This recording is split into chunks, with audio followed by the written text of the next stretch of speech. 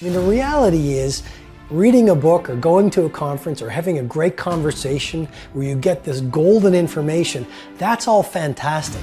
But what makes mastery is execution on the ideas, not the ideas. And so no idea works unless you're willing to roll up your sleeves, do the practice, invest the time, put in the effort, do the work. I think we've all observed a lot of people who they love reading the books, they love showing up at the courses, they do all the online training, and nothing ever changes. And they say, well, you know, I don't know why it doesn't change, why my life doesn't change, why my thinking doesn't change, why my performance doesn't change, why my relationships don't change. Well, it's because ideas don't work if you don't execute on them. So if you look at the great business builders, you look at any great performer, one thing that makes them great is their grit. One thing that makes them great is their hunger to practice. One thing that makes them great is they are willing to sacrifice. I mean, yes, they're passionate, but did you know the root of the word passion is suffering?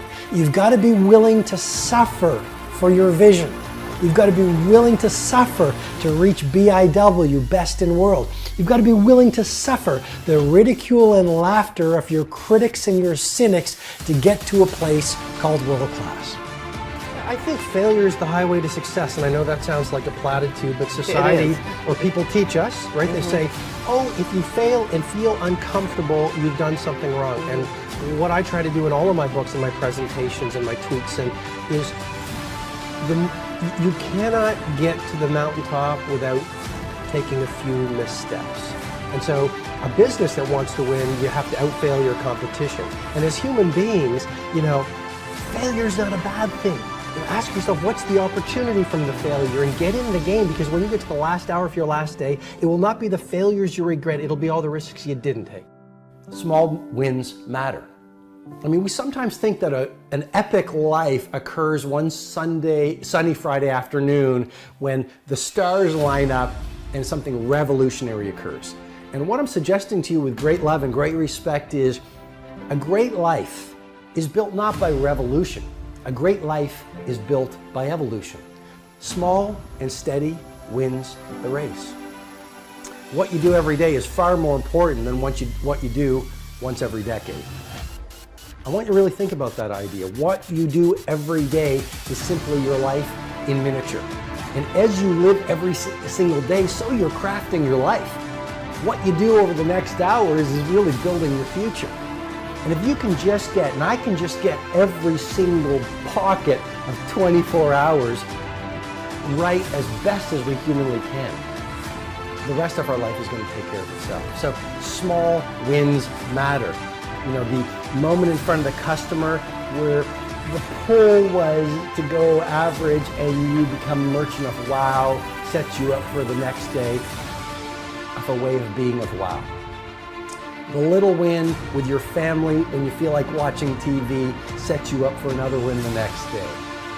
A little win of getting up at 5 o'clock and running your morning routine sets you up for a habit of a 5 a.m. club morning routine.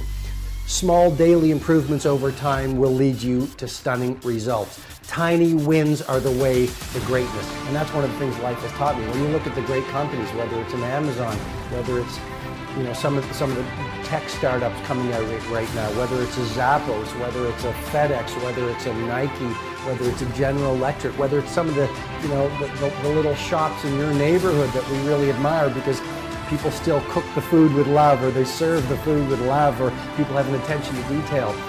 Great companies are built by those small, steady optimizations every single day. If you look at any great product, it wasn't just one day that built a great product.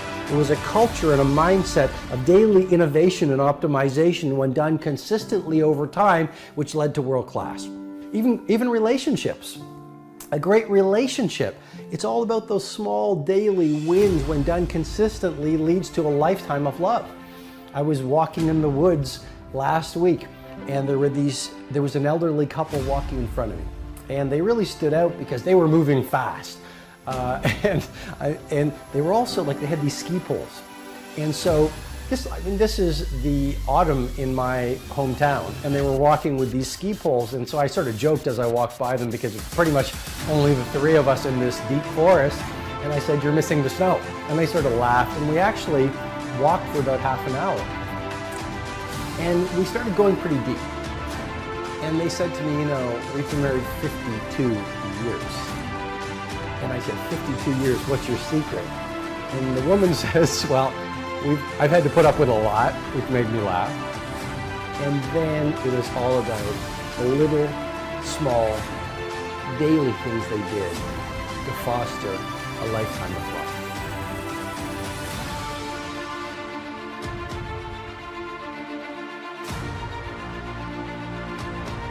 Nothing fails like success. You're successful, maybe it's in your health, maybe it's in your finances, maybe it's in your career, maybe it's in your family life, maybe it's in the way that you show up in the world. Awesome. You're in a really vulnerable place right now. It is one thing to be successful. It is another thing to sustain success over the coming decades. Is that not a powerful idea? I mean, let's go to the entertainment industry. It's very hard to be a one-hit wonder. Let's not knock a one-hit wonder. But it's even harder to become an iconic rock band or hip-hop band. Let's go to the arts. It is very hard to come up with your Sistine Chapel. Got it. It is even harder to become a Michelangelo. So are you playing the short game or are you playing the long game? This is real, what life has taught me. Play the long game. Aim for legendary. Don't just say, "I want to be world class in my dominant pursuit for a little window of time." Say, "I want to have the guts and the grit and the acumen and the mindset and the capability and the commitment to create enduring success." And that's why I say nothing fails like success. You look at the restaurant that is hot in your neighborhood right now. They're on the path to obsolescence if they're not really careful. Sure, they went from a little neighborhood shop that made beautiful pasta, that had great service, that had the owner on the floor, shaking your hand, getting to know your name. Then they got written up in the magazines, and then they got interviewed, and then word of mouth spread like wildfire. And what happened? They became arrogant. You see, success can be so toxic. And it happens, it is such a pull on every human being. It just plays with your mind. And you literally shift from humility to arrogance. You shift from humility to arrogance, and once the arrogance sets in a mindset, it starts to populate every other person on the team, every other person in the culture, every other person in the community. And it is a very short fall from success to irrelevance. So lesson number 2 is nothing fails like success. As you become more successful, become more humble. As you become more successful, work even harder. As you become more successful, care even more about your product. As you become more successful, learn even more. I invite you, when you are the titan of your industry, be sitting in the room with 18-year-olds beginning their game. When you are the icon of your field, be the person who is up, not at 5 o'clock anymore. Let's play at 4 o'clock, reading, listening to the podcast, writing in your journal, setting your goals, focusing on your intentions. As you become more successful, be more humble. As you become more successful, be even more punctual. As you become more successful, become even more passionate. As you become older, become even younger.